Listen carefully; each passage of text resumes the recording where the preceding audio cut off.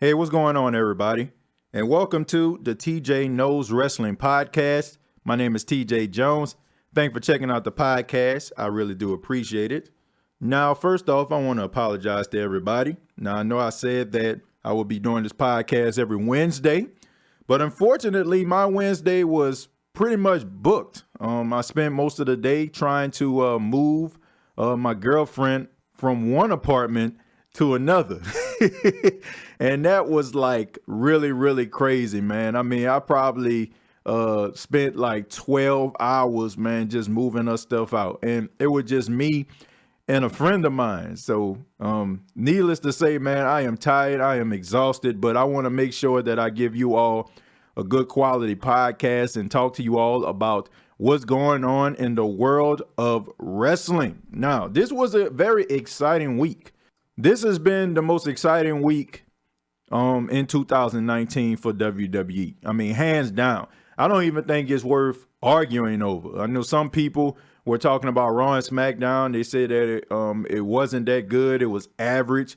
Some people are saying that it has been some of their best shows. I'm in that number. I feel like this was the best week in 2019 that WWE has had. And I want to give props what props is due, because we all know how we are as wrestling fans. We are quick to criticize some of the things that WWE do when they don't push our favorite wrestler, when they do storylines that make absolutely no sense. But whoever wrote Monday Night Raw and SmackDown this week, bravo. Bravo. I mean, I don't know who wrote it. A lot of people are giving credit to the rehiring of Bruce Prichard. A lot of people know about Bruce Prichard, especially during the Attitude Era. You probably know him, if you're a big wrestling fan, as Brother Love, the guy who was red. But anyway, man, he does a lot of things behind the scenes, and he was really involved in the storylines during the Attitude Era once again, and now he's back to try to put his hands on some of this new, young, fresh talent that WWE has. So I don't know if he had anything to do with it or not, but it was a great week in professional wrestling in WWE. But let's go ahead and get started. Let's talk about Monday Night Raw, some of the things that happened on Raw. But we have to get started with probably the biggest storyline of 2019 coming out of WWE, and that is the return of Roman Reigns. Roman Reigns came out, and the crowd just went absolutely crazy, man. He took his time getting in the ring. I mean, he gave high fives and hugs to everybody in the crowd, mostly in the front row. And he didn't really just rush to get into the ring, man. He soaked it all in. I mean, he hugged his mom and stuff. And then finally, maybe like around 6 minutes outside of the ring, he got into the ring, and he was extremely humbled, man. He was talking about how he has been battling cancer and he had to leave. And he was talking about how much support he got from people that wasn't even fans of his and people that were fans. And he just was extremely grateful for everybody who reached out to him via Twitter and all type of other ways they got in touch with him. And he talked about like how he thought that, God was looking down on him and saying, all this just for you. But it was very genuine. You can tell Roman Reigns, he was kind of lost for words, really. I know a lot of people were talking about, how Roman Reigns really just can't cut a promo. Look, man, first off, I would say to you, who the hell critiques a promo when a guy comes back from a situation like that? I mean, honestly, that man can come out there and stumble all over his words and I wouldn't care.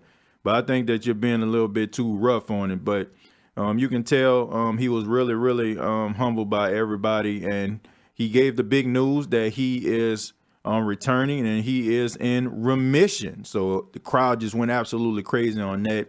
Whether you're a fan of Roman Reigns or not, I'm not a fan of Roman Reigns. I never have been. But to know that this guy has battled cancer and now is in remission, I think we all can agree that is a great thing. Cancer is a horrible, horrible thing. I know a lot of people out there is probably listening to me, probably know somebody that lost the battle to cancer, and it has some great people out here that I definitely know who lost that battle as well. So cancer is a very, very horrible thing. So anytime a guy can beat it, is a great thing. Now, before I move forward, I want to talk to all of those clowns out there. And yes, I'm calling you clowns. And I don't feel bad about saying that. I understand that people are entitled to their own opinion. But for all of those clowns out there that's saying that this is a part of storylines, they're saying that Roman Reigns faked the whole thing. WWE orchestrated this. I feel like you need to go outside, man, and get out the house and really look at the world for what it is. It is a real world. People go through real issues. And if you're sitting around talking about this is fake, man, you need to just completely unplug, because I don't feel that the WWE would fake a storyline like this. I mean, honestly, man, like it don't get that serious. Now, I understand that the WWE spent more than 5 years trying to get Roman Reigns over. I mean, I understand that. But I don't think that they would go through these type of lengths in order to try to push this guy. I mean, and we all know about some of the things they did, but man, if you're talking about this was a work, I mean, come on, man, be real. But anyway, Roman Reigns is back, and according to sources, he has taken on a full-time schedule. He's back on the road. I mean, he's at house shows. He's going to be on Monday Night Raw. I mean, a lot of people don't know what direction he's going to go in leading into WrestleMania. It looks like what I'm about to get to a little bit later, that he is going to be involved in the Fastlane pay-per-view. But it's good to see Roman Reigns back and healthy and good enough to be in the ring and doing what he loves to do, because you can really tell that he really did miss it. And shouts out to the Atlanta crowd, because this was a breath of fresh air versus that pathetic, pitiful crowd in Lafayette, Louisiana that was on Monday Night Raw last week. Atlanta really brought it. So shouts out to the city of Atlanta. And that's the only props I'm going to give y'all, because I'm a Saints fan and I don't like the Falcons. But moving on, this show was mostly, besides Roman Reigns, was focused on the 70th birthday of Ric Flair. Nature Boy Ric Flair turned 70 years old. And throughout the show, they had different celebrities, sending out birthday wishes to the Nature Boy Ric Flair. I mean, we all know how important Ric Flair is to the world of professional wrestling, and I feel like it was right that they would celebrate his birthday in the city of Atlanta, because we all know that besides T.I. or any other of these rappers that call themselves this, Ric Flair is the true king of the South. We all know about NWA and how he was the world champion, and he carried that territory for years, and multiple time champion in WCW. So Ric Flair, in my opinion, must respect the T.I., but Ric Flair is the true king of the South, man. So forget all of that, all right? So a lot of birthday wishes were going out to them. Of course, we had a tag team match that focused on Aleister Black and Ricochet, two guys that were NXT call-ups, and they went up against the Revival. I don't know what WWE is thinking. That can be somebody else's spot, a job in the back. You can put together maybe like a Kurt Hawkins and and a Zack Ryder. You can probably get them out there so they can look up at the lights. Why? For the last couple weeks, you have the Revival.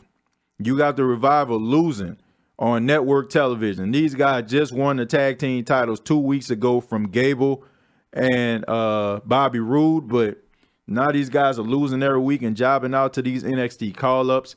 But Aleister Black and Ricochet, they really did look good. It seems like Vince McMahon is really high on Ricochet, and he's really high on Aleister Black. I think that he probably went to Triple H and probably talked to Triple H and said, hey, give me your top guys in NXT right now, because right now we're kind of in limbo. We need some star power. So last week when you had Ciampa and Gargano, and then you had Aleister Black and Ricochet, I feel like Vince kind of looked at all four of those guys, evaluated them, and I think that he likes Aleister Black and Ricochet a little bit more than Ciampa and Gargano. Now, not to say that Ciampa and Gargano aren't great or they won't get that push on the main roster, but at the end of the day, it looks like he's happy with Aleister Black and Ricochet. They get the win over the Revival. Very sad. I don't know what's going on. How do you give credibility to your tag team division when your tag team champions, the guy who are carrying the belts, are supposed to be the very best in tag team wrestling on Raw, are losing every week? I just don't understand it. I don't understand the lack of respect they have for the Revival. Yes, they are a throwback team. Yeah, they would probably remind us of Tully Blanchard and Arn Anderson, one of those teams from the territorial days. You know, just those rootless bad guys who come out with black boots, even though they mostly, wear different color boots. But, the black boots used to symbolize the bad guys back in the territorial days. That's kind of the vibe that we get from the Revival. But, I mean, if you're not going to push these guys, no need to get in the tag team titles. Just could have kept them on Gable and Rude and just left it at that. Ronda Rousey. She wrestled along with Natalya, and they took on the Riot Squad. And it went to a no contest. Because Becky Lynch came out. Becky Lynch came through the crowd, and she attacked Natalya with a crutch. And she got in there and, tussled a little bit with Ronda Rousey. And all of a sudden, the police came out there and they arrested Becky Lynch. And everybody just went absolutely crazy, chanting Becky, Becky. I want to say this before I get into this whole segment. Something is missing with Becky Lynch. Yes, she's great. Yes, it's good that she's getting that quality push that she so rightfully deserves, but something is missing with Becky Lynch. I don't know what it is. Maybe it's me. I will admit, there's not anything under the sun I haven't seen in professional wrestling. It's not. I've been watching wrestling since I was 4 years old. So every storyline that has come up the pipe, I have to be honest, I probably have seen that 3-4 times over. So maybe it's me, but it seems like something is missing with Becky Lynch. I don't know if it's just the fact that everybody is just saying that she is the new Stone Cold Steve Austin, and they're treating her like Stone Cold Steve Austin from the fact of her being injured. And people saying that she need to go see the doctor. That was a throwback storyline from when Vince McMahon told Stone Cold Steve Austin to get checked out by the doctors because, of course, during that time, that's when Owen Hart dropped him on his neck, and he wanted to be reinstated and get back into the ring and wrestle. But, of course, Stone Cold Steve Austin wanted to be, defiant and didn't want to go see the doctor. And that's where the whole Vince McMahon, Stone Cold Steve Austin feud actually started. So maybe it's the fact that I actually seen this storyline, and maybe that's the reason I'm being super critical of it. I don't know, but there's just something missing about Becky Lynch. I can't put my finger on it, but I just feel like they could be doing a little bit more with her.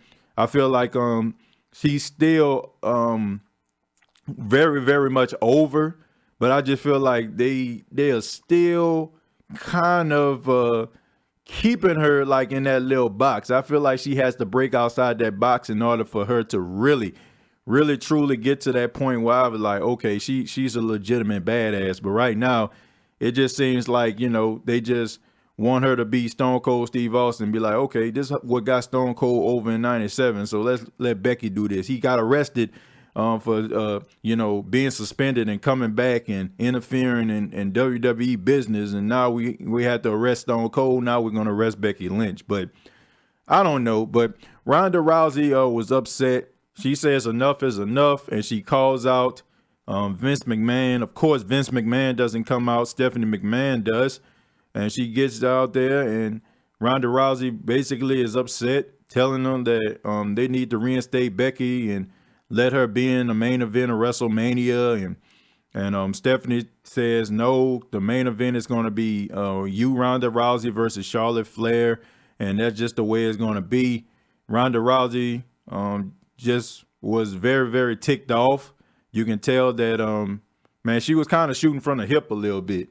She was stumbling over a word. So I'm pretty sure like she wasn't following the script, which was good, because she was saying that, she's not one of the WWE puppets where you guys can parade out here and you tell her what to do. She don't have to listen to you. She makes hand over fist with money. She was a star before she even got to WWE, and she's carrying around the women's championship, and it's supposed to symbolize excellence, but it just seems like, they got their picks and chooses of who they want to fight, when, and how, and where. And she don't want to be a part of that. She don't want to be a part of that. So if that's what it takes to be a champion, she don't want no part of it. So she took the WWE Raw Women's Champion and laid it at the feet of Stephanie McMahon and left. Man, that was a good segment right there. Real good segment right there. You know, shouts out to Ronda Rousey, who still kept her composure and really just did her part trying to get this segment over. Stephanie McMahon, I mean, she did a good job as well, trying to convince the crowd and really taking off the crowd to say, man, won't they let Becky Lynch in this main event? Now, if you follow wrestling as much as I do, you know that Becky Lynch is going to be in this main event, but let's just enjoy the ride, okay? Let's just enjoy the ride. A segment which I feel like was really good was the Alexa Bliss segment. She has a talk show, and her guest was Intercontinental Champion Finn Balor, which I'm enjoying Finn Balor as Intercontinental Champion, and I think he's enjoying being Intercontinental Champion. Finn Balor seems to be happy, man. He seems to be content, and he's doing some of his best promo work. I mean, he came out there with a level of confidence.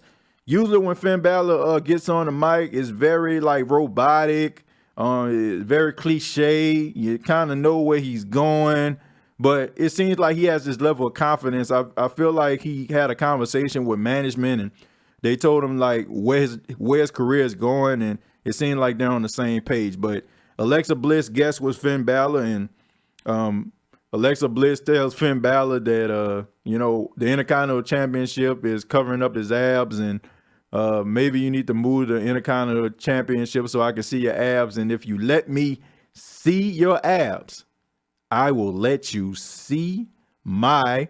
And then all of a sudden, Leo Rush theme music hit. I mean, perfect timing.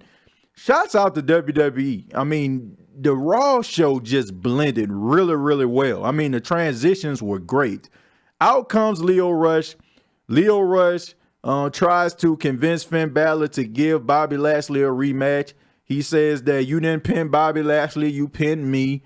And Bobby Lashley deserves a shot at the Intercontinental Championship so he can regain it.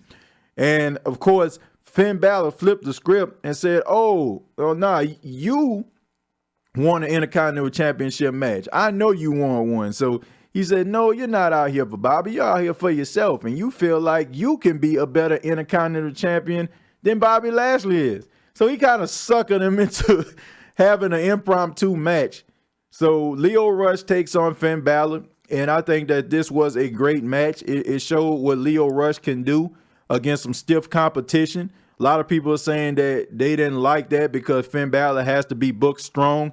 But at the end of the day, you can really tell that somebody in the back likes Leo Rush because they wouldn't have made that match as competitive as it was if somebody didn't like Leo Rush. So Leo Rush gave Finn Balor all he can handle. But at the end of the day, Finn Balor regains the Intercontinental Championship. He wins. Leo Rush goes to the back, and you have Bobby Lashley in gorilla position, yelling at him, fussing at him, because he has a matchup next against Braun Strowman. I'm talking Lashley. And the only thing you were supposed to go out there to do is to get me a rematch against Finn Balor, and you couldn't do that. So Bobby Lashley was upset at him. Of course, Leo Rush still, followed him out to the ring like he normally does. I don't understand the whole point about Bobby Lashley slamming Leo Rush if we're going to pretend like it didn't happen. Of course, like I say, now, if you are a fan of wrestling, it's best for you to just suspend everything, erase everything that you seen last week, because like a card at a house show, it's subject to change. But we had a match of Braun Strowman, or lack thereof, Braun Strowman versus Bobby Lashley, and this match never started. I don't know why. I understand that Corey Graves said this match officially never started. At the beginning, when the two were like kind of going back and forth, it actually ended. The segment ended when Braun Strowman did his trademark run around the ring and shoulder tackle Bobby Lashley, and then he shoulder tackle Leo Rush, and then he went to the back, and I don't know. Whatever. Moving on, we had a no disqualification match. Drew McIntyre taking on Dean Ambrose. Dean Ambrose came out earlier in the night, and he challenged Drew McIntyre to a no disqualification match during a Elias concert segment. He of course hit Elias with dirty deeds. Dean Ambrose is extremely funny right now, I guess, because I guess that whole zero F's given type attitude he has now. He really doesn't care about anything. Right now, I guess he's on his way out the door, so he's basically a rebel without a cause. And he's doing a good job, man, doing some of his best promo work, and you can really tell that he's trying to do his best at trying to do the jobs, man, trying to get people over on his way out of the door. So he challenged Drew McIntyre. They have a no disqualification match, and good, solid match. Not anything like too violent. I mean, only real, true, I guess, extreme moment we had is when Dean Ambrose exposed that he had 2 belts on. He took 1 belt off and he still had a belt on, and he was hitting Drew McIntyre with the belt, and they hitting each other with the belt. And all of a sudden, Elias comes out in the middle of the match and interferes. Of course, he's upset about the whole dirty deeds, getting the dirty deeds from Dean Ambrose, and he causes Dean Ambrose to lose the match because he distracts him. Claymore kick by Drew McIntyre. He gets the 1, 2, 3, and all of a sudden, out comes Baron Corbin. Out comes Bobby Lashley. Elias, who was sitting on the steel steps that were actually involved in the match, he got up and they were about to jump Dean Ambrose, and out comes Seth Rollins. Seth Rollins comes out, and then Roman Reigns music hits, and Seth Rollins, Roman Reigns head to the ring to try to help out their fallen friend. Hopefully we get some clarity about this, because the last time I seen these three together or any type of storyline involving these three, Seth Rollins and Dean Ambrose were at each other's neck, and Dean Ambrose even said that Roman Reigns deserved to get cancer. So I don't know, after all of that right there, how would 2 guys come out there and try to help a guy that say all this and cause pain and frustration and take you in a kind of a championship if you Seth Rollins? But anyway, they come down to the ring to help their fallen friend. Roman Reigns gets involved. A lot of people were shocked by that because they didn't think, he would get involved or do anything too strenuous right now. But I guess he's able enough to do so. So they clear the ring. Bobby Lashley and crew, they leave and exit the ring. Then Seth Rollins and Roman Reigns leave the ring too. No picking up Dean Ambrose. No, showing the fist of solidarity like they normally do, old Shield style. None of that. Just them walking up the ramp, looking back at Dean Ambrose, who's trying to struggle to his feet. And, they gave that look like, man, no matter what you do, you're still our brother. So I guess that's the route they're going. Probably going to set up a fast lane match on the Shield, and Braun Strowman taking on Lashley, Corbin, Elias, and McIntyre. So I guess they want to probably put on this big 8-man tag match because they still want to get Roman involved. And it also can kind of, let him pace himself. He don't have to worry about being in a one-on-one match. You can kind of hide him on the outside, and he'll probably get a hot tag and get the pinfall victory over one of them clowns.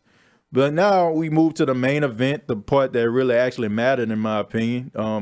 Ric Flair's 70th birthday party. Now this right here was a good segment. We had the Raw roster standing on a ramp, kind of similar to like if you do a bell toll of 10 or somebody passes away, or you want to do a tribute or something.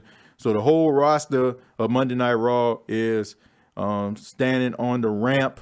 A couple people get called out. Triple H comes out, him and Stephanie McMahon, and they're standing in the middle of the ring. They call out some special guests to stand in the ring with them.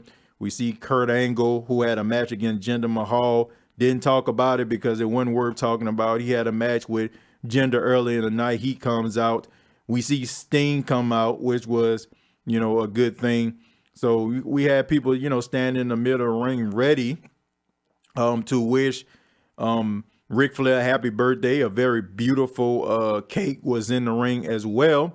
And all of a sudden, it was time to call out the guest of honor, the Nature Boy, Ric Flair. Ric Flair music hit, everybody clapping. Stephanie McMahon starts to look around because the music plays for like 10, 15 seconds and everybody's wondering where the hell is Ric Flair. You're looking at your clock. It's getting close to Monday Night Raw ending. So a lot of people were looking like, where's Rick? Where's Rick? Where's Rick? And all of a sudden the camera goes backstage and we see the animal Batista dragging a cameraman, dragging him to a door. And on the door, it has the name Ric Flair. So he tells the cameraman who he dragged to stay there, which I thought was really good because it made a lot of sense. You know how you have segments backstage and you have guys who walk up and they go up to a guy and they're about to fight. And there's no real earthly reason why the cameraman is following that guy at all. So I think the fact that Batista dragged the cameraman, basically went out his way to get a cameraman because he's like, you're going to want to see this, made all types of sense. Okay, that was absolutely spectacular. Shots. I know Batista had something to do with that. That was some Hollywood type stuff. He drags the cameraman, tells him to wait a minute, and the cameraman is holding the camera in front of the door, and the sign says Ric Flair. Of course, it was Ric Flair dressing room. And maybe like 20 seconds later, Batista comes out dragging a nearly unconscious Ric Flair, looks at the camera and says, hey, Hunter, do I have your attention now? And I mean, it was so intense. And then you see Triple H just make a beeline towards the back, heads towards the dressing room of Ric Flair. We see Ric Flair, he's on the ground. Triple H calling for help, telling him to get an ambulance. You got people that's coming in, talent agents, people in the back that can try to assist, and they are trying to check on the fallen Ric Flair. And all of a sudden, Raw just goes off the air. Absolutely incredible. Nobody expected Batista to come. Yeah, there were stories that say that Batista wanted to have a match with Triple H at WrestleMania. We know about some of the podcasts Batista has been on. He said that he wanted a match with Triple H. We understand that, but nobody thought it would be set in stone. Of course, you know, Batista being in Hollywood and such high demand, but everybody out there was very happy to see Batista, whether you're a fan of him or not. And I'm very interested to see how this storyline will take place between him and Triple H. Of course, we all know that this is all leading to a match at WrestleMania. But that was your Monday Night Raw review. And now it's time to move on to SmackDown.